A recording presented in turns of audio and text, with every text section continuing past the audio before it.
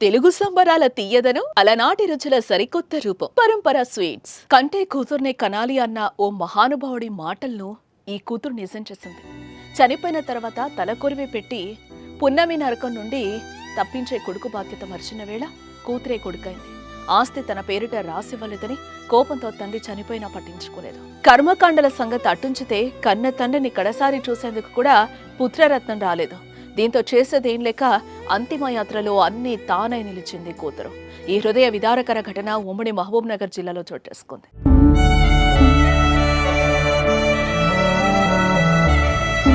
నారాయణపేట జిల్లా దామరగిద్ద మండలం క్యాతన్పల్లికి చెందిన Manikya Rao survey and lands records డిపార్ట్మెంట్లో అసిస్టెంట్ డైరెక్టర్గా విధులు నిర్వహించాడు.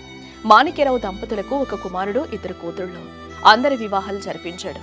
భార్య గతంలోనే మరణించడంతో తనకున్న ఆస్తిలో 15 ఎకరాల వ్యవసాయ పొలం, 60 లక్షలు తన కొడుకు గిరీష్కి ఇచ్చాడు. ఇక మహబూబ్ నగర్ పద్మావతి కాలనీలో ఉన్న ఇంటిని ఆర్థికంగా బలహీనతగా ఉన్న పెద్ద కూతురు రాజనందిని పేరిట రిజిస్ట్రేషన్ చేశాడు.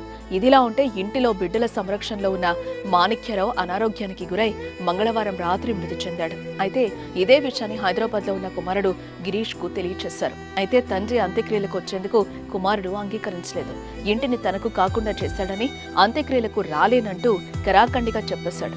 అయితే ఆ ఇంటిని ముగ్గురం సమానంగా తీసుకుందామని, నాన్న అంత్యక్రియలకు రావాలంటూ సోదరీమణులు ఎంత బ్రతిమలాడినా అతని గుండె కరగలేదు. దీంతో చేసేదేం లేక మాణిక్యరావు చిన్న కూతురు రఘునందిని అంతిమ యాత్రలో ముందుండి నడిచారు. తండ్రికి తలకొరివి పెట్టి అన్నీ తానే నిలిచింది. ఇదిలా ఉంటే తండ్రిపై మమకారం కన్నా ఆస్తికే ప్రాధాన్యతనిచ్చిన కొడుకు పట్ల సర్వత్రా విమర్శలు వ్యక్తమవుతున్నాయి.